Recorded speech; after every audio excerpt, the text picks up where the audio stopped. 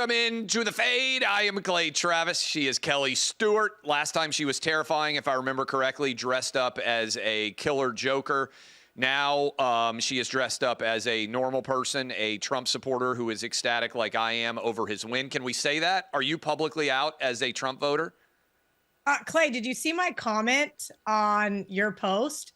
I have been publicly out for a long time. I'm pretty sure there's a picture of me at Route 91 in 2015 with the MAGA hat on. So let's dive into this. From somebody. Did you see this French dude who made like $50 million? Have you seen the interview with him? The guy who went into Poly Market and just bought it up like crazy.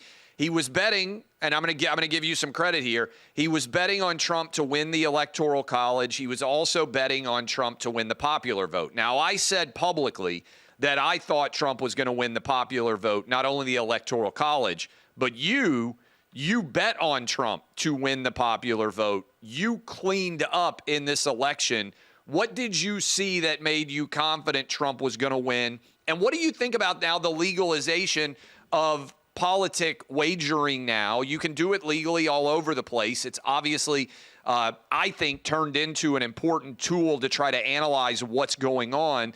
But what did you see? How did you assess it? And how does betting on politics compare to betting on sports? Which is the more efficient market in your mind? How would you assess the two? I'm super fascinated by it.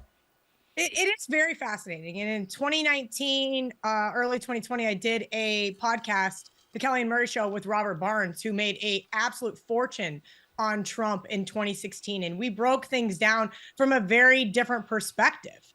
Number one, the pollsters are wrong. And number two, we've seen that Trump supporters aren't always your typical person in exit interviews. Sometimes people decline. I know when I get a political text, I don't reply to it unless the word stop is included.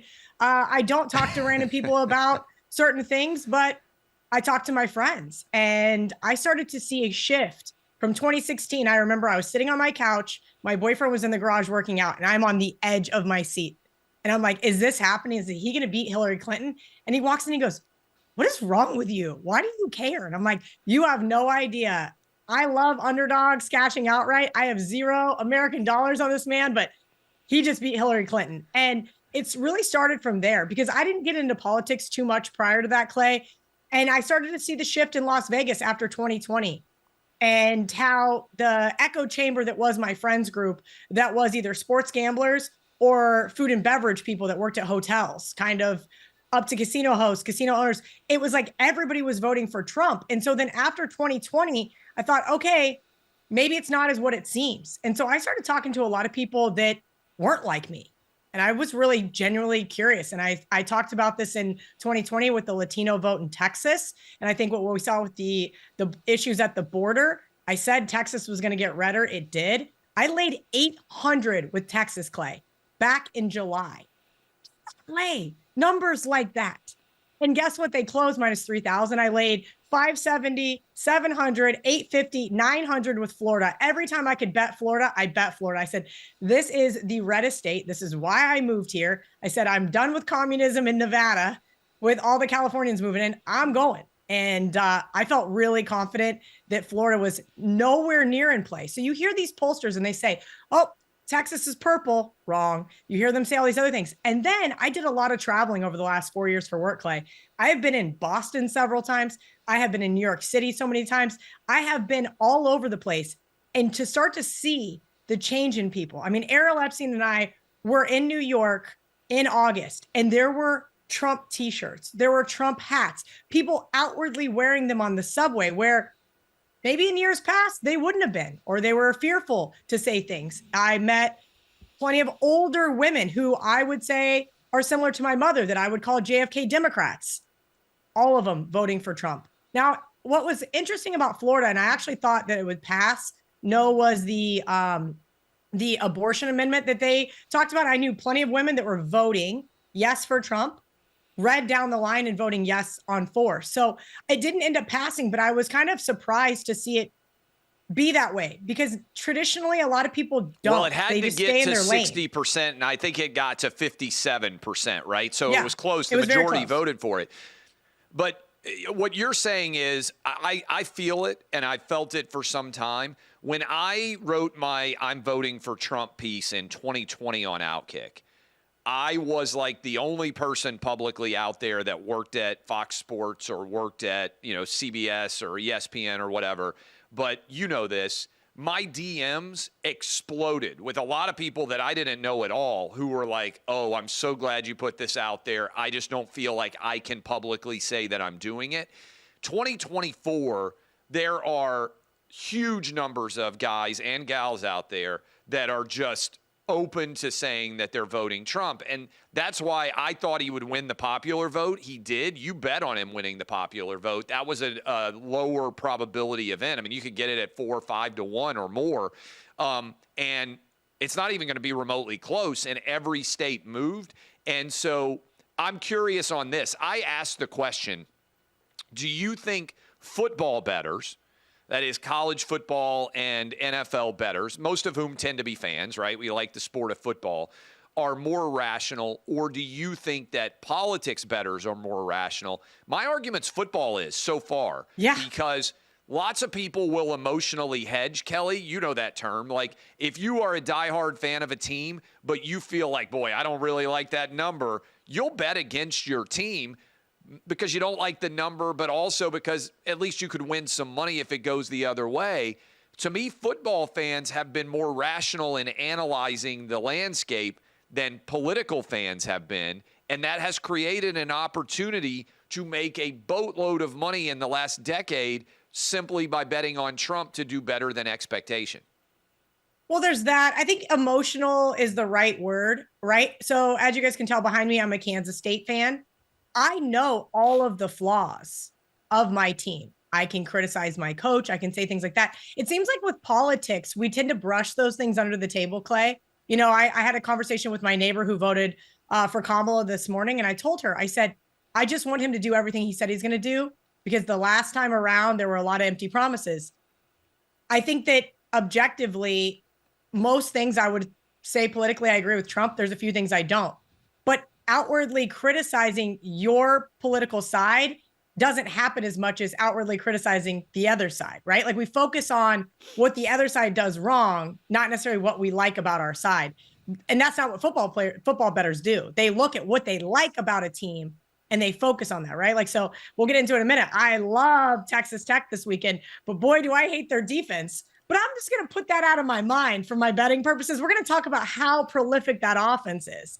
And I think that that's kind of the difference when you're looking at it. And like I said, you posted the video of the lady on Twitter, and I'm like, all I heard was all of these people in this little world that I live in with lots of very wealthy women tell me how it was going to be a landslide. And I think every single time I picked up my phone and I added more on Trump, like almost every single time I was in that situation, I just sat there and smiled. And, I think they all knew I was voting for Trump.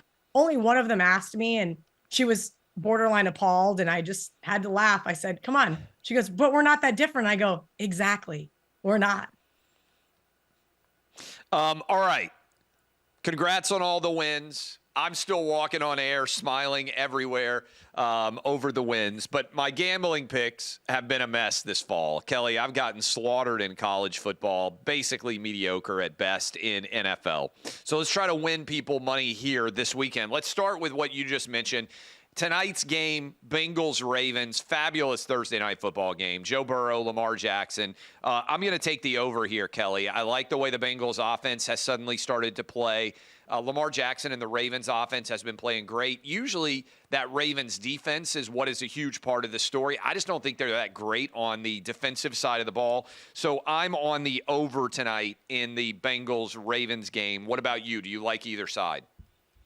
Listen, I could make a case for the over, but it seems so square, right? You mentioned that Bengals defense, and that's been their Achilles heel all season long. It has been so frustrating, so much so in the fact that I didn't use the Bengals in Survivor last week, and now I'm no longer alive because I said I did not trust this team. And of course, they are able to get it done. Here's Joe Burrow, though. And if I told you this, would you be surprised? Joe Burrow, 22-12-2.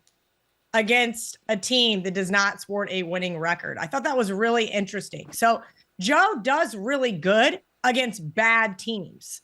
Joe, on the Yep. other hand, against really good teams. I think it's up for debate. I really like this Ravens team. I'm going to put them in the good team category. They've had some interesting losses this season to teams that are just, well, better than them. But I don't know what to make of tonight's game as far as against the spread goes. I'd love to lay it with Baltimore. I really, really would. Baltimore's win over the Broncos was a little fraudulent last week, though. 41-10. If you watch that game, the Broncos had 4 different times where they stalled out. It was just really frustrating. And I get it. The Ravens wanted to pour it on because they had just lost to their divisional opponent, the Browns, where Jameis Winston looked awesome to turn around and look not awesome again. So as you mentioned, with that defense, I have concerns on both sides. But would I be shocked in the slightest to see this be a 24-20 final? No, I would not. What do you like in the NFL? Anything that you love on this NFL slate at all? There's nothing to love. Clay, you mentioned how poorly your picks have been. The NFL has just brutalized me. I give out every single week on my show on Wager Talk, I give out what we call a barking dog. That's a dog that I think can win the game outright. I try to find one usually around 4 to 7, 8, 9 points. They're crushing. My best bets are just getting crushed. My best bet last week was the Packers, and it was over before it started. Who wants to bet against the best team in football, the Lions? Me. This week, I looked at a barking dog in Denver, but they're not my best bet. I gave out the Cowboys in a complete contrarian scenario, but I'm going to go with the Indianapolis Colts. On Thursday, I started looking at this game a little bit more. This is a Bills team that looks red hot, right? Like, you do not want to step in front of them. But, oh, by the way, who do they play next week? Kansas City. And if you don't think they're not going to get caught looking ahead to that game, you are sadly mistaken. Colts, Sunday Night Football, looks good for the first half against the Vikings, then ended up being no match. But I'm betting against the Bills here. I like Indianapolis in a really interesting scheduling spot. The Bills sitting there waiting to win the AFC East title. They don't care about Indianapolis. I've got the Bills on the other side because Josh Allen is having the best season of any quarterback that nobody is talking about. I mean, he's amazing to watch. I know Patrick Mahomes is the best quarterback in the NFL. Josh Allen is playing unbelievable. I know we got into this argument before because you said he hasn't been that great against the number. And so you refused to sign on to me saying Josh Allen's second best quarterback in the NFL. Listen, he's thrown less interceptions than Patrick Mahomes this year. That's something you got to take into account. He's cleaned up the turnovers, and he looks better. I'll say that much. But I think they're definitely looking ahead to Kansas City next week, and I think Kansas City's probably looking ahead to them. Okay, here are the teams that I've got. Let me run through. So I just said I'm on the Bills. I'm on the over tonight. Here are the rest of my picks. I'm a little bit nervous about this one. I'm taking the Patriots against the Bears. Kelly, I think Drake May has actually looked pretty good. And the Bears are a mess. I'm getting the Patriots basically as a touchdown underdog. I don't think the Bears are that good. I've got the Falcons on the road against the Saints. The Falcons are going to win the NFC South, and I like the way Kirk Cousins has been playing. Do you have any concerns? Bucks. Really quick, do you have any concerns? They just fired Dennis Allen. About the coach change? Yeah. Yeah, I do have some concerns, but what seems to have happened frequently is when a guy gets fired, everybody comes out and they say, oh, we're going to play so much better. The reason why a coach is getting fired is because the team's not very good. And yes, you may get a bounce back performance for a week, but I actually think of late, and I would love to see the data on this, that a lot of times when a coach gets fired, you may get a short blip for like a couple of quarters, but then they just regress, and that's the reason the coach got fired. I just don't think the Saints are that good. But yes, I contemplated that. I think that's one reason I'm getting value on the Falcons because I think they've actually priced in that they may play a bit better. 49ers, Bucks over. I know we got issues at receiver with the Buccaneers, but I like what I've seen so far from the 49ers offense. Not as sold on their defense as I have been in the past. And then the Lions-Texans, a great game, Kelly. Lions, I think, are the best team in the NFC right now. They are not just winning, they're dominating people. I liked what I saw from them against the Packers. This number seems too low, 3.5 against the Texans. So I'm taking the road team, even though the Texans are good. I think the Lions right now at the midway point may be the best team in the NFC because they're not just beating people. They are absolutely running roughshod over them. That's all my NFL picks. What stands out to you in that mix? Yeah, I played Denver, divisional road dog, chance to bounce back, as I mentioned, against the Baltimore Ravens. That final score wasn't exactly how the game planned out. And if you remember last year at your Halloween party, I was on the Denver Broncos on the money line to win in Denver. So I think a lot of people are going to say, oh, yeah, Kansas City's got revenge on their mind. I don't think so. Andy Reid has just absolutely owned this Denver Broncos team outside of that one lone game. So I don't think that this is some vengeful Chiefs team. I think Denver's defense is going to be able to get right up there in it. And I think the Chiefs offense is much improved. So I look for it to be a lower scoring game. Catching 8 points in Kansas City is too many. As I mentioned, man, I want to back the Dallas Cowboys without Dak. I think Cooper Rush is going to be fine. We've seen him plenty of times throughout the last 4 years. And then they've got Trey Lance in there in case something happens to him. This is like that injured player theory on steroids, because I think they need to fire Mike McCarthy, even though they're not going to. I would not be surprised to see Dallas step up here, because don't forget, Brown is hurt too. Darius Slay is hurt. There's plenty of injuries on the Eagles side of the ball as well. And I don't think this team is going to miss Dak at all. I know I have him on my fantasy team and I'm not going to miss him at all. And then last but not least, I do like the Texans. I think this line is very telling, but hey, I've done so great at stepping in front of this Lions freight train. CJ Stroud 6-0 as a dog of 2 or more versus greater than 500 opponents. I love me some CJ Stroud. You know that. So I am going to be on the Texans as well. All right. Anything else on the NFL slate, or should we jump to college football now? College football all the way. All right. Let's start, Kelly. Did you see that LSU is going to have an actual Tiger on the sideline? Did you see this story yet? I have not. Okay, so when I was a kid, they used to bring Mike the Tiger on the sideline in the cage, and then PETA decided, oh, it's unfair to have a Tiger on the sideline. Tigers don't like being on the sideline at football. I don't know how they know, but evidently Tigers don't like being on sidelines at football games. The governor of Louisiana has decided that he is going to get another Tiger, and he is going to bring – this is amazing. He's going to have the Tiger on the sideline. I don't know how all this is going to work out, but – this is going to be incredible. So I like, in what I think is the trial by combat, one of these two fan bases is going to be ready to just throw their head coach into the bayou and let him get eaten by alligators, whoever loses. It's gonna be a bloodbath, Kelly. Whoever loses this game, Brian Kelly or Kalen DeBoer, it's going to be a mess. I like LSU to win this game against Alabama. I haven't been impressed by Alabama other than one half all year, Kelly. At night, Tiger Stadium hits different. Brian Kelly seems to be always able to win the game right before LSU fans would be willing to actually feed him to alligators. I don't think that Alabama has been very good this year in the SEC.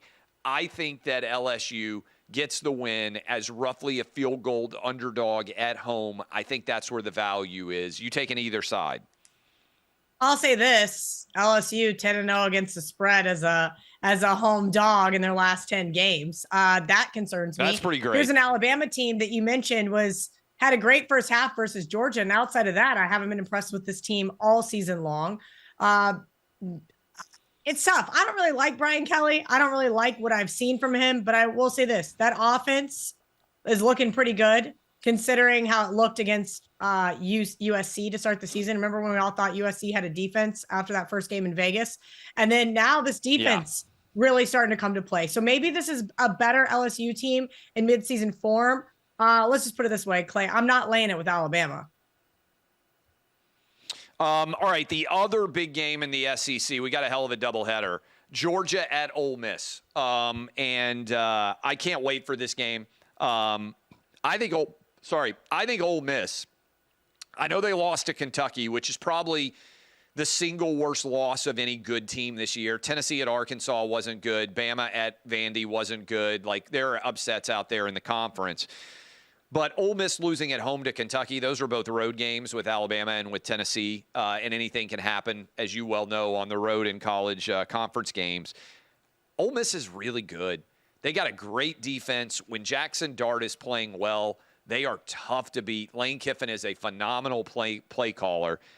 I like Ole Miss as the home dog too. So I'm doubling down on home dogs here, roughly a field goal underdog. I like the over too. Georgia has been difficult, to be fair, to project, Kelly. When you look at Carson Beck, 11 interceptions, he hasn't played well. The Georgia defense has been sporadic. Sometimes you watch them like you did against Texas in the first half, and you think, man, this is the best unit anywhere in football. Then you watch them give up 31 to Mississippi State. They're in a tie game with Florida on the third-string quarterback in the cocktail party.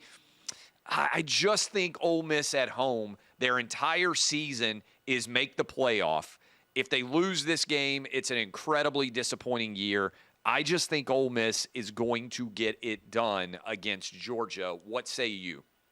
Well, listen, I gave out Arkansas last weekend. I have been dead wrong on Ole Miss 3 or 4 times, right? I bet against them twice. I said I liked Kentucky, and then I weaseled out of it. I gave it to Ariel Epstein. She gave it out, so she got the credit for it. Kentucky wins the game outright. I said I leaned towards Ole Miss at LSU. I was wrong. So it's just kind of one of those things where I've had a bad read on this team all season long. I mean, you mentioned Jackson Dart. He looked great. 515 yards last weekend, 6 touchdown passes. I mean, who is he? Eli Manning? It's just kind of crazy. So Trey Harris is hurt. It looks like still. So keep in mind there. But, man, I don't know if I can bet against Georgia in this scenario, right? This is a Georgia team that I saw just kind of falter against Alabama, really. That second half was really interesting. Kentucky, they didn't really seem to care. They beat Auburn, and then they just go whip up on Texas. Is this a Georgia team that only cares sometimes, maybe? Is this a motivation thing? I mean, I think we all kind of thought they would take a step back after all those COVID seniors graduated. Maybe it is Carson Beck. I don't know. If you had to ask me, I'd say Georgia's the better, more physical team on the field, but there's something special about Ole Miss, and I can't quite figure it out. So I'll go with you here. I'll get the slight nod, if you will, to Lane Kiffin in this one. I think whether he has the coaching edge or not, I think he has the locker room. What games do you love, if any, in the college football landscape? Yeah, I mentioned I love Texas Tech. Those are the 2 biggest games, by the way, that I wanted to make sure that I hit right off the top. That's, like many of you, I'm going to be sitting down on my couch on Saturday. I'll actually be, this is funny, it is my 20th anniversary law school weekend homecoming at Vanderbilt. So South Carolina's coming to Vanderbilt. We'll talk about that game in a little bit, but it's a great day for big-time SEC games. But, sorry, I stepped in there for you. What is standing out to you about the college football landscape? Big noon kickoff is going to be in Lubbock. I think that's pretty telling about this game with Texas Tech and Colorado. We got a lot of Colorado fans in my mentions, Clay, because over the summer I said that Colorado had a 3.85% chance to win the Big 12, and they got really mad at me. But that's just how the math works. I don't know what to tell them. It wasn't anything personal. And now they're kind of just hanging out, right?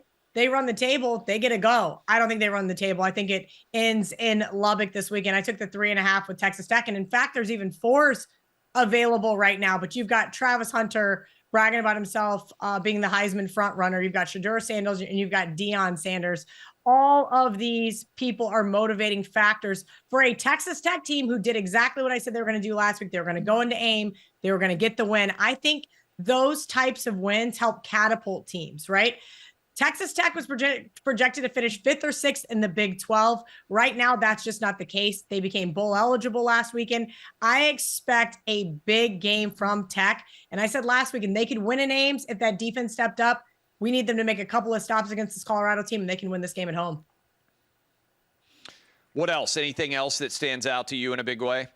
Yeah, I have a big card this weekend, Clay. So I'll go through the boring stuff really fast. North Texas, I like this Mean Green team. I've been following them all season long. I've really enjoyed their offense. They just put up 81 against Memphis and Tulane. It took them both to the late 4th quarter. Now we've got an Army team who might be missing Bryson Daly, who is their starting quarterback. So keep an eye on the injury report there. But this offense is going to be able to run all over Army. I think they win the game outright. Another game that I like is Virginia. Pitt just got their guts ripped out by SMU. Now what? How do they get back up and get excited to play this Virginia team? Cavs 16-2 as conference dogs of 6 points or more. I think they can get the win over a demoralized team. Georgia Tech. God, I love betting against Miami, I think. I'm addicted to it.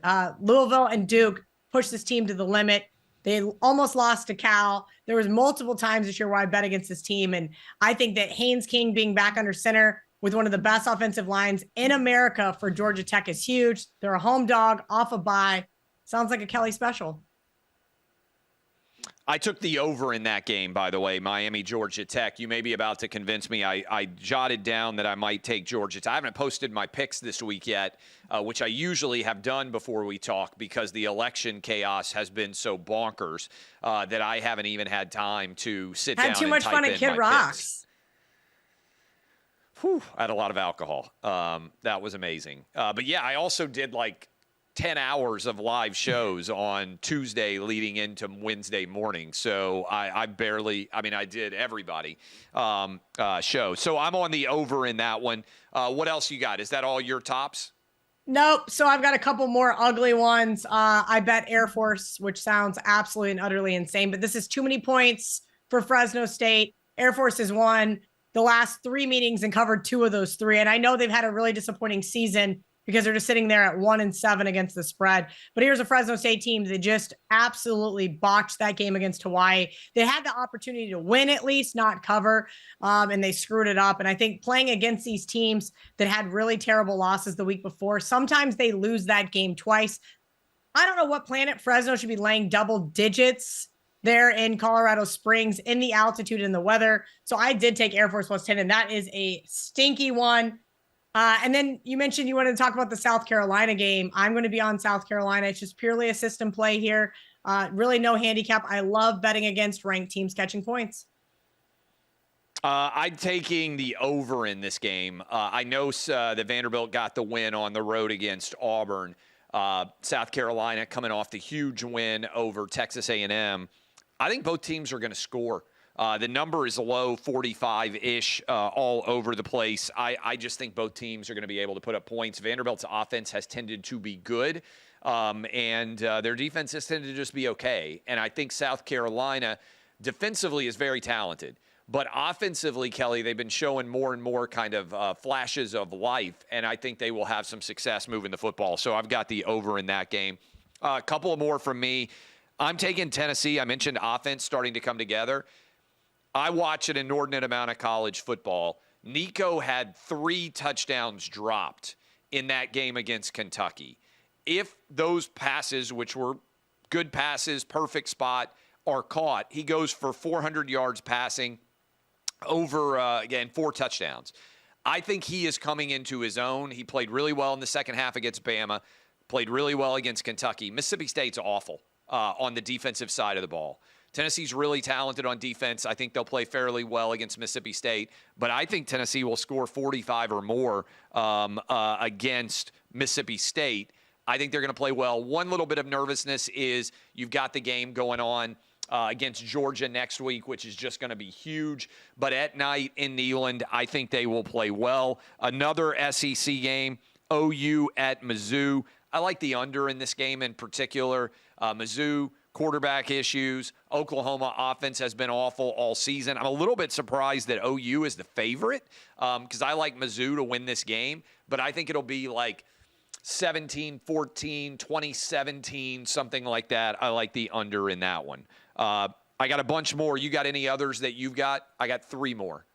No, I'll give you the nod on the something you should look at, Clay. If you got it, you have a lot of books available to you. Is betting the Tennessee team total over. Keep an eye on that. Mississippi What State's is that defense, number at right now? I don't have it open. I apologize. I'll look it up while you're giving me the other ones. 42.6 points per game in conference. That is an inordinate amount of points to give up to conference opponents. So maybe if you don't end up laying it with Tennessee, you want something to cheer for. Let's just say it's probably around 41, 42 and a half, I'm guessing, in this one, especially with that total.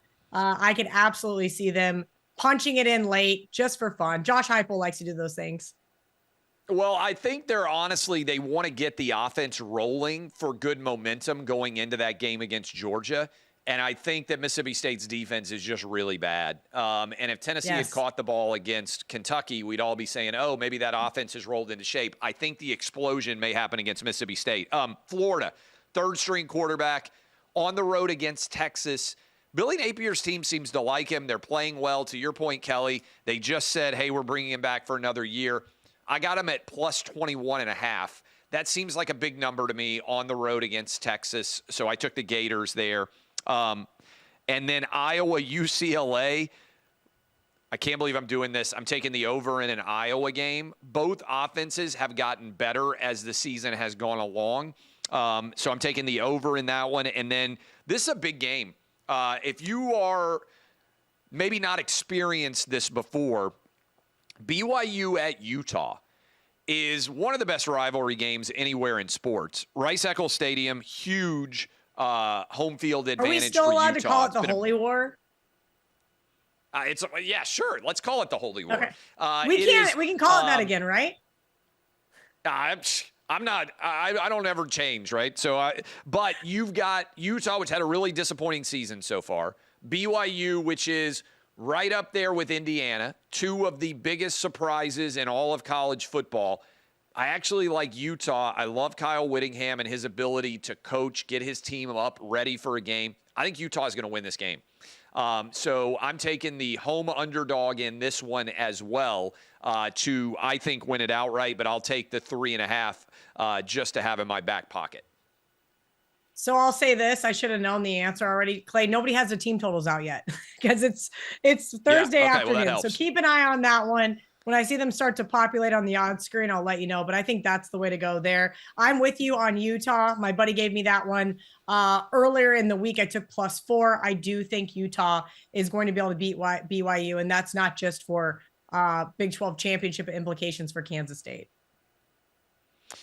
Awesome. Anything else out there, Kelly, you think everybody should be on top of or know about as we get ready for games tonight, tomorrow, Saturday, and Sunday? No, I've got nothing. Let's hope the tide starts to turn for us, Clay. Tuesday was good. Keep it rolling into the weekend. I need to hit an underdog parlay. Like, I need air to breathe. By the way, I think regardless of what your politics are, there's probably a lot of people that are excited not to have political ads airing during every commercial break. Those are over. The good guys won, but you don't have to watch any more commercials. Kelly, good stuff. I'll see you next Thursday. Like you said, let's keep the momentum going. Big win on Tuesday. Let's actually win some football bets this weekend. Love all of you. I'm Clay Travis. She's Kelly Stewart. You can follow her on social media as well. We'll be back with y'all next Thursday.